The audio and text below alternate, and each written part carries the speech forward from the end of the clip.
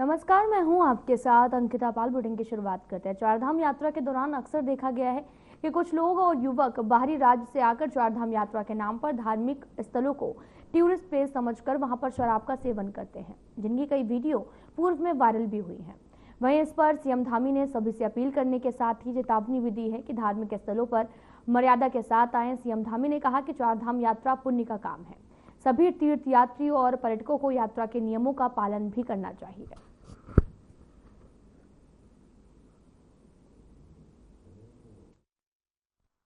इस प्रकार की जो भी घटनाएं आएंगी तो उस पर जरूर संज्ञान लिया जाएगा। और हमारा तो सबसे ये कहना है कि चारधाम यात्रा बहुत ही पुण्य और धर्म की यात्रा है। उस यात्रा के जो नियम हैं, सभी को उस यात्रा के नियमों का पालन करना चाहिए। आज तब से यहीं पर हो। उत्तराखंड के लोक पर्व फूलदेई को भी होली के साथ बड़े ही धूमधाम के साथ मनाया गया। शासकीय आवास पर राज्य के सीएम पुष्कर सिंह धामी ने बच्चों के साथ लोक पर्व फूलदेई का त्यौहार मनाया है। इस विशेष अवसर पर स्थानीय वेशभूषा में सजे हुए सवेरे हुए बच्चों ने पारंपरिक गीतों के साथ फूलदेई का त्यौहार भी मनाया। और साथ ही सीएम पुष्कर सिंह धामी ने कहा, स्थानीय वेशभूषा में सजे सवरे बच्चों ने पारंपरिक गीतों के साथ वातावरण को उल्लासपूर्ण बना दिया है। ईश्वर से सभी बच्चों के उज्जवल भविष्य की कामना करता हूं।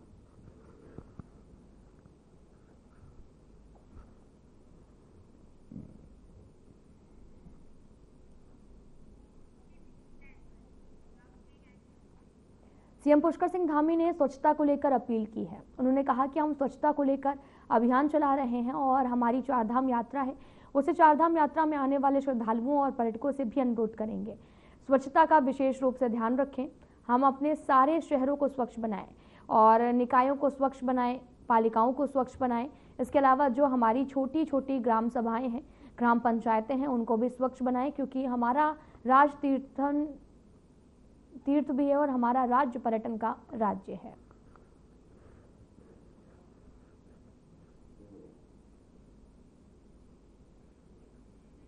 हम स्वच्छता को लेकर पूरा अभियान चला रहे हैं और इस बार की जो हमारी चारधाम यात्रा है, उस चारधाम यात्रा में आने वाले श्रद्धालुओं से, पर्यटकों से भी हम अनुरोध करेंगे कि वो स्वच्छता का विशेष रूप से ध्यान रखें।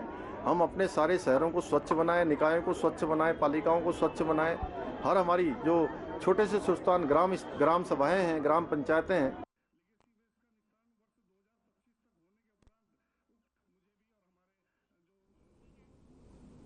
तो इस वक्त की बड़ी खबर चंपावत से आ रही, जहां पर आज से होगा पूर्णागिरि मेले का आगाज।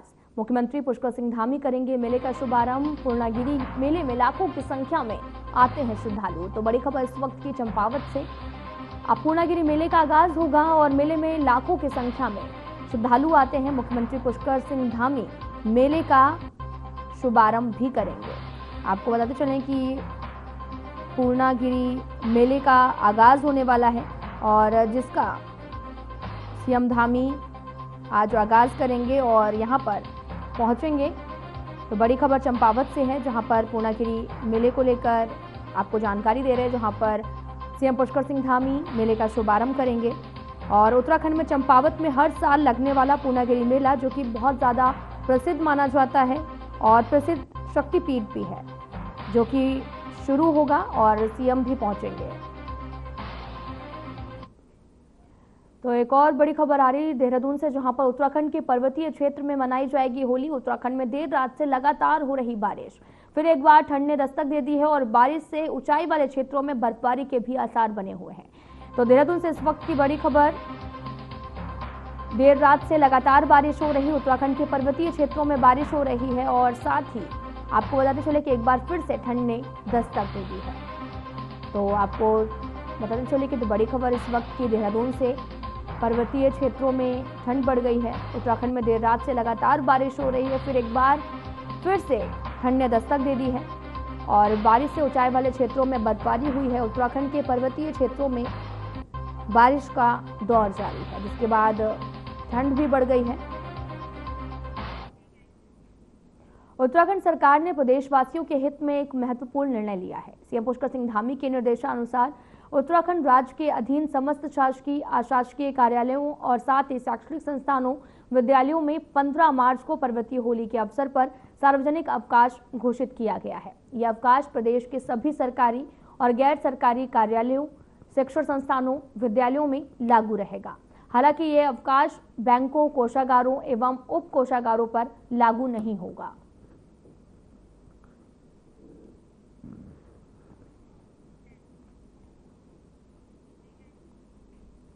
बीजेपी और संगठन के मुताबिक आपको बताते चलें कि कैबिनेट में विस्तार तय होना निश्चित है और धामी कैबिनेट में 2 मंत्रियों की छुट्टी और 4 नए मंत्रियों की एंट्री होने के आसार हैं। आपको बता दें कि धामी कैबिनेट में गढ़वाल और कुमायूं दोनों जगहों में 2-2 मंत्रियों की एंट्री हो सकती है। एक मंत्रिमंडल में एक नाम बीजेपी विधायक का भी चल रहा है और साथ ही ये भी कहा जा रहा है कि विधायक खजान दास को बीजेपी मंत्रिमंडल में जगह दे सकती है। राजपुर से बीजेपी विधायक खजान दास से जब इस बारे में पूछा गया तो उन्होंने कहा कि पार्टी जो भी जिम्मेदारी उन्हें देगी उसे सम्मानपूर्वक स्वीकार कर रणनीति के माध्यम से काम करेंगे।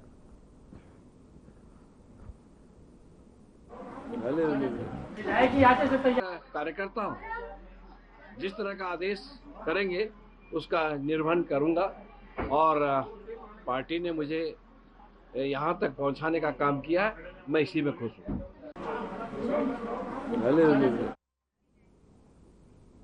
होली का पर्व गुजर चुका है। पार्टी संगठन के मुताबिक उत्तराखंड में 4 नए कैबिनेट मंत्रियों की एंट्री धामी सरकार में हो सकती है। 1-2 मंत्रियों की छुट्टी भी उम्र और विवादों की वजह से तय मानी जा रही है। जब नए कैबिनेट मंत्रियों के चयन को लेकर बीजेपी विधायक विनोद चमोली से पूछा गया तो कैबिनेट मंत्री बनने के इच्छुक या फिर नहीं, तो विधायक विनोद चमोली ने साफ कर दिया है कि वो कैबिनेट मंत्री बनने की चर्चा से बाहर है।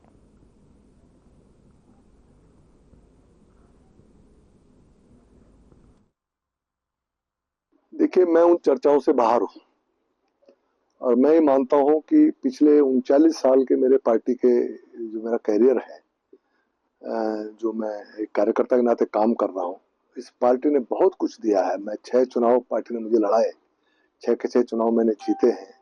बड़ा मान सम्मान पार्टी ने मुझे दिया है।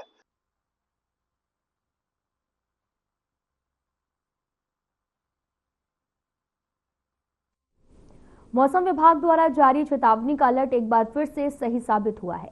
पौड़ी जिले में बीती देर रात से हो रही लगातार बारिश के कारण एक बार फिर से तापमान में गिरावट आई है। वहीं मौसम विभाग द्वारा जारी चेतावनी पर जिलाधिकारी ने IRS प्रणाली से संबंधित सभी अधिकारियों को अलर्ट मोड पर रहते हुए सतर्कता बरतने के निर्देश दिए हैं। उन्होंने जनपद में बारिश के कारण बंद होने वाली सड़कों को भी संबंधित विभागों को जिला आपदा प्रचलन केंद्र से समन्वय स्थापित कर तुरंत खोलने के साथ ही किसी भी आपदा की स्थिति से निपटने के लिए त्वरित गति से राहत बचाव कार्य करने के निर्देश दिए हैं।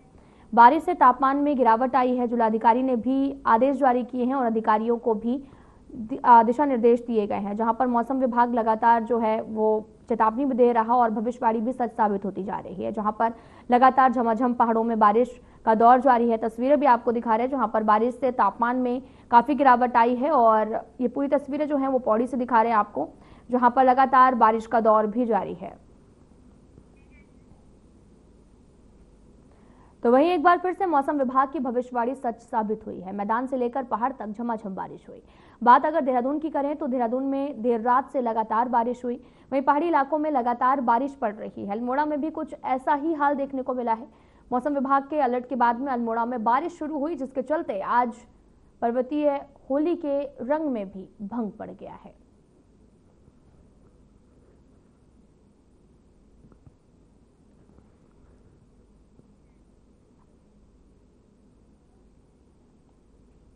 खबर अल्मोड़ा से है, जहां पर आगामी पंचायत चुनावों को लेकर जनपद में मतदाता सूची का संशोधन किया जा रहा है। इस संबंध में मुख्य विकास अधिकारी दिवेश शासनी ने भी जानकारी दी। उन्होंने बताया कि आगामी पंचायत चुनावों की तैयारियों के तहत जनपद में निर्वाचक नामावलियों को संशोधित करने का कार्य 22 मार्च तक किया जाएगा।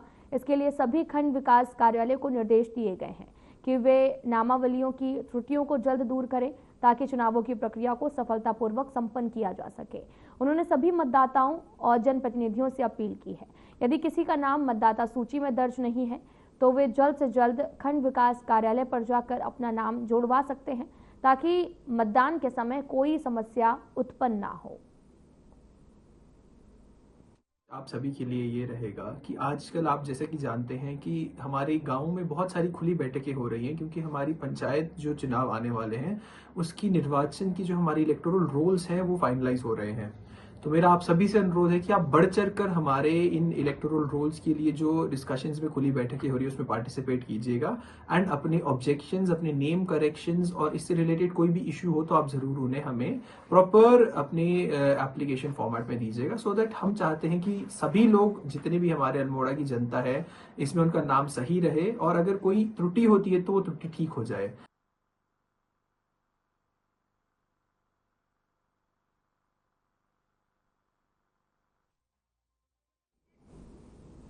राज्य सरकार ने विद्यालय शिक्षा व्यवस्था में व्यापक सुधार के दृष्टिगत प्रदेश में राष्ट्रीय शिक्षा नीति 2020 के अनुरूप क्लस्टर विद्यालय स्थापित करने का निर्णय लिया है। इस योजना का मकसद क्लस्टर विद्यालय को हब के रूप में विकसित करना है। आसपास के कम छात्र संख्या, संसाधनों की कमी वाले विद्यालयों को इसमें विलय करना है, ताकि एक ही छत के नीचे कक्षा 6 से लेकर कक्षा 12 तक के छात्र छात्राओं को बेहतर शिक्षा सुविधा उपलब्ध की जा सके।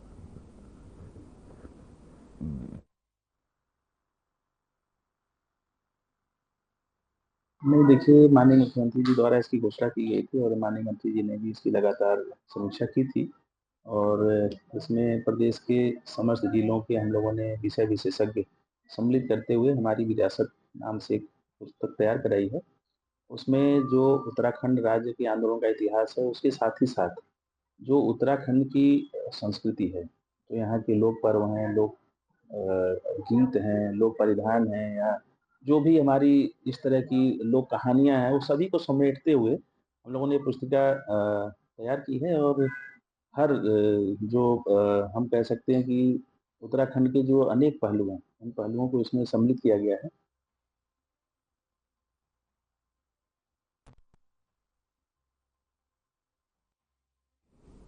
समय के साथ साथ जैसे जैसे टेक्नोलॉजी में विकास हो रहा, वैसे वैसे साइबर अपराध का दायरा भी बढ़ता जा रहा, जो पुलिस के लिए भी एक बड़ी चुनौती बनता जा रहा। बात अगर करें उत्तराखंड की, तो यहाँ पर 2 साइबर थाने देहरादून और रुद्रपुर में मौजूद है, जिसमें बीते वर्ष 100 से भी अधिक FIR दर्ज की गई, जिसको लेकर साइबर थाना देहरादून के CO अंकुश मिश्रा ने बताया कि साइबर प्रकरणों में त्वरित कार्रवाई करते हुए अब तक आम जन के 28 करोड़ रुपए को बचाया गया है।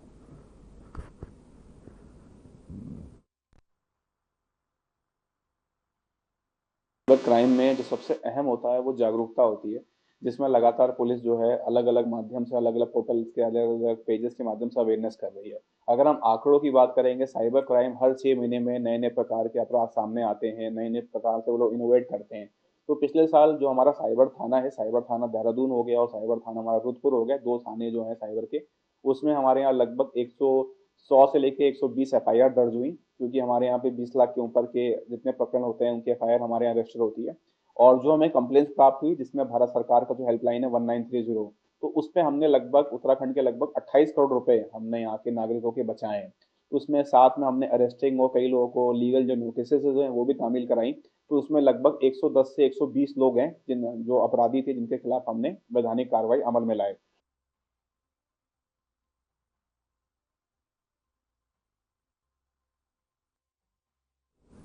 प्रेम और भाईचारे के त्योहार होली को देश प्रदेश में धूमधाम से मनाया गया। पौड़ी के मुख्यालय में भी होली की धूम रही। लोगों ने एक दूसरे पर रंग गुलाल लगाकर होली की बधाई दी। शहर के एजेंसी चौक, धारा रोड, माल रोड, सर्किट हाउस समेत सभी वार्डों में होली के रंगों में लोग जो हैं वो सराबोर दिखे। कई घरों से होली के गीतों का संगीत सुनाई दिया, तो बच्चे हाथों में पिचकारी और गुब्बारों के साथ पानी से होली मनाते हुए नजर आए। कई जगह उत्तराखंड के पर्वतीय इलाकों में आज रंग खेला जाएगा, जिसको लेकर धामी सरकार ने अवकाश भी घोषित किया है।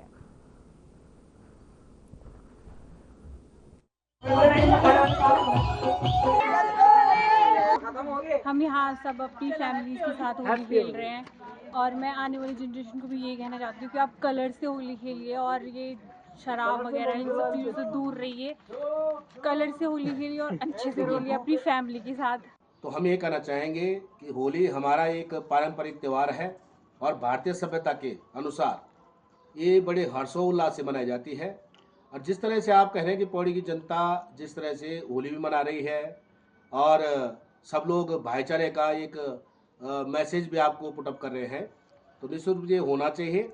और मैं सभी भारतवासियों को और पौड़ी की जनता को हार्दिक धन्यवाद देता हूँ, हार्दिक शुभकामनाएं देता हूँ इस पावन होली के पर्व पर, और आपका भी विशेष धन्यवाद करता हूँ। तो ऐसा है कि अपने जो कल्चर है, अपने गढ़वाली गाने हैं, तो उसमें एक होता है कि एक फील होता है इसमें, मतलब सब हमारे साथ, बुजुर्ग हो, जवानों, सब अपने साथ वो कर लेते हैं। मतलब अगर ये कि हम हिंदी गानों में करेंगे तो वो थोड़ा फील नहीं आता है। और यहाँ हम सब, मतलब हमारे साथ बुजुर्ग है सब है, तो हम मतलब एक साथ शांतिपूर्वक यहाँ होली मना रहे हैं। मतलब ऐसे कुछ वो नहीं है किसी को कि बदतमीजी हो रही है, कुछ नहीं, अपना आराम से अपने उधर हम सब के सब अच्छे से अपना शांतिपूर्वक वो कर रहे हैं। बच्चे हम सब है अच्छे रंगों से, मतलब ऐसे कुछ नहीं कि एलर्जी है, कुछ नहीं, सब अच्छे से, मतलब यहाँ अपना देखिए आपकी बहुत अच्छे से मना रहे हैं।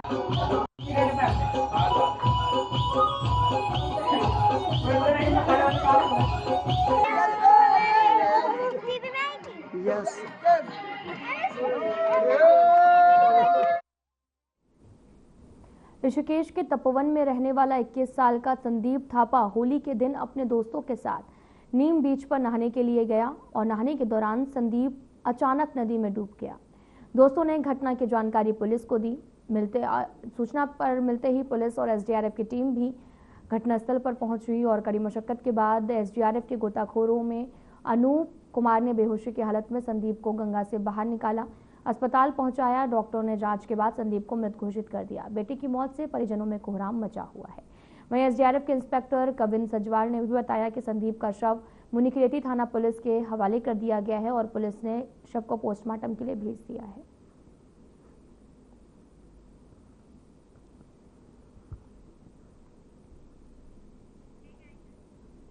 चिकित्सक शिक्षा के निदेशक डॉक्टर आशुतोष शयाना ने भी कहा कि उत्तराखंड सरकार के पास पर्याप्त संख्या में एमबीबीएस चिकित्सक उपलब्ध हैं।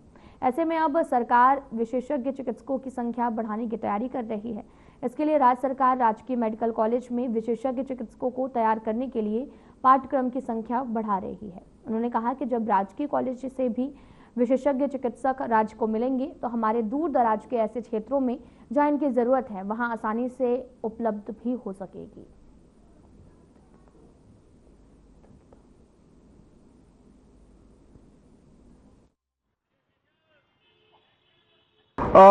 देखिए जो है रुद्रपुर मेडिकल कॉलेज में जहाँ तक चिकित्सालय की बात है वहाँ पे 500 बेड हमारे तैयार हो चुके हैं और मेडिकल कॉलेज जहाँ पर जो है पढ़ाई होती है, हमारे लैब होते हैं, जहाँ पे छात्रावास है, जहाँ पे जो है लाइब्रेरी होती है, वो वाला परिसर जो है हमारा थोड़ा सा पीछे चल रहा था।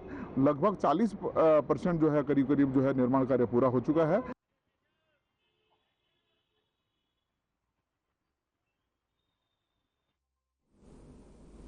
मौसम विज्ञान केंद्र देहरादून की ओर से मौसम को लेकर अपडेट जारी किया गया, जहां पर 20 मार्च तक मौसम खराब रहने की उम्मीद है।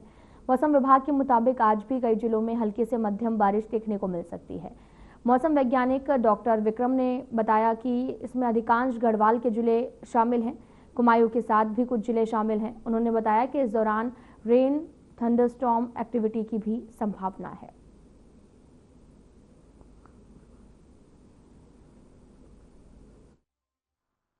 से 8 डिग्री और टेम्परेचर बढ़ सकता है 1-2 दिन आगे जो है, लेकिन उसके बाद जब बारिश होगी 13 से तो घटेंगे।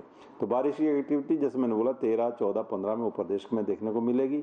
और बर्फबारी की जहाँ तक बात कर लें तो 3200 या 3500 मीटर के आसपास के क्षेत्र है, उन एरियाज में हाई रीचेज में आपको स्नोफॉल एक्टिविटी वो देखने को मिलेगी, हल्की से कहीं कहीं मध्यम तक की भी। फिर आप ये देखेंगे कि जो एक्टिविटी है फिर 18, 19, 20 में भी दिख रही है।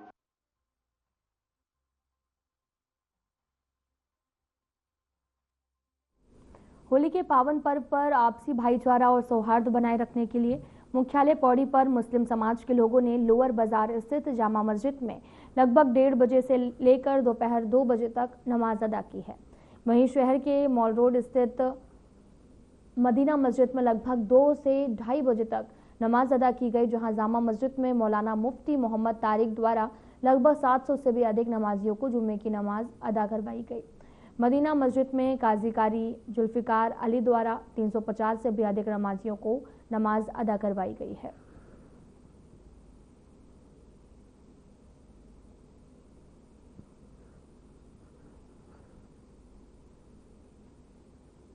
और यहाँ पर तो सौहार्द भाव हमेशा रहा है और हमेशा रहेगा। जिला प्रशासन द्वारा बहुत ही हर्ष का विषय है। संपूर्ण हमारा जनमानस बधाई का पात्र है कि इन पावन पर्वों पर होली भी आई और रमजान का महीना भी चल रहा है। तो मैं बधाई दूंगा और हमेशा कल्पना करता हूं कि ऐसा सौहार्द भाव हर साल आता रहे।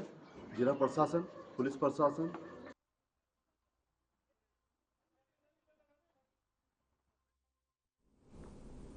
चारधाम यात्रा 2025 की शुरुआत 30 अप्रैल से होने जा रही है और इसके लिए परिवहन विभाग ने यात्रियों की सुरक्षा और सुविधा को ध्यान में रखते हुए सभी आवश्यक तैयारियां पूरी कर ली हैं। देहरादून के आरटीओ सुनील शर्मा ने कहा कि इस साल चारधाम यात्रा के लिए हमारे पास लगभग 1800 गाड़ियां उपलब्ध हैं। हम टूर ट्रैवल ऑपरेटर और टेम्पो ट्रैवल एसोसिएशन के साथ बैठक कर रहे हैं।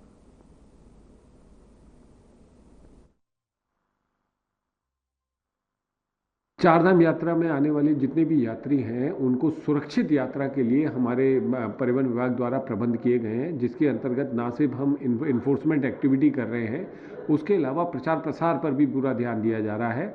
हम लोगों ने चेक पोस्टें जो हमने स्थापित करी हैं वो हाईटेक चेक पोस्टें हैं। वही गाड़ियों को चारधाम यात्रा में भेजा जाएगा जिनका ग्रीन कार्ड बना हुआ है और ट्रिप कार्ड में उनकी ड्राइवर की और सारे यात्रियों की इंफॉर्मेशन है।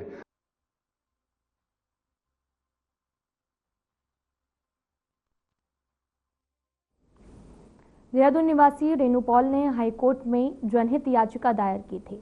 अपनी जनहित याचिका में रेणु पॉल ने कहा कि 4 लेन सड़क निर्माण के चलते भानीवाला ऋषिकेश के बीच में करीब 3300 पेड़ों का कटान होगा। जिन स्थानों पर पेड़ों का कटान होना है वे हाथी कॉरिडोर क्षेत्र है। ऐसे में हाथियों पर भी संकट खड़ा होगा, लिहाजा पेड़ों के कटान पर रोक लगाई जाए। मामले की सुनवाई करते हुए हाईकोर्ट के मुख्य न्यायाधीश जी नरेंद्र और साथ ही न्यायाधीश आशीष नैथानी की खंडपीठ ने सुनवाई करते हुए पेड़ों के कटान पर रोक लगा दी है।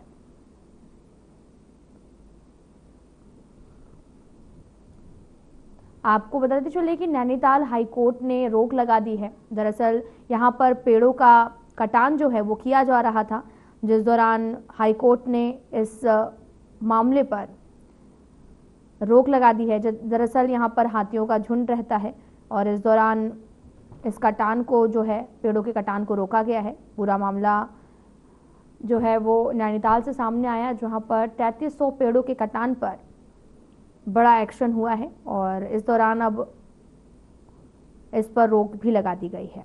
और आपको यह भी बताते चले कि ऋषिकेश भनियावाला सड़क चौड़ीकरण को लेकर यह मामला सामने आया। नैनीताल हाईकोर्ट ने सड़क चौड़ीकरण के लिए 3300 पेड़ों के कटान पर रोक लगाई है और इस दौरान रेणु पॉल पर्यावरण सुरक्षा की दृष्टि से इस मामले में हाईकोर्ट ले गई थी। कोर्ट ने राज्य सरकार की परियोजना से संबंधित अनुमतियां पेश करने के निर्देश दिए हैं।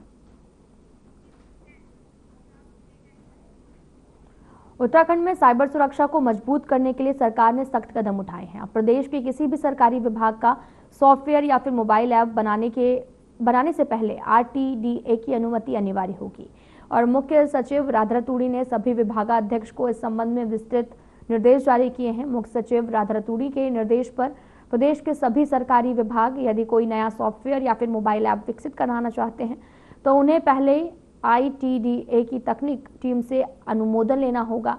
इसके बाद ही वे इसे बनवाने की प्रक्रिया शुरू कर सकेंगे।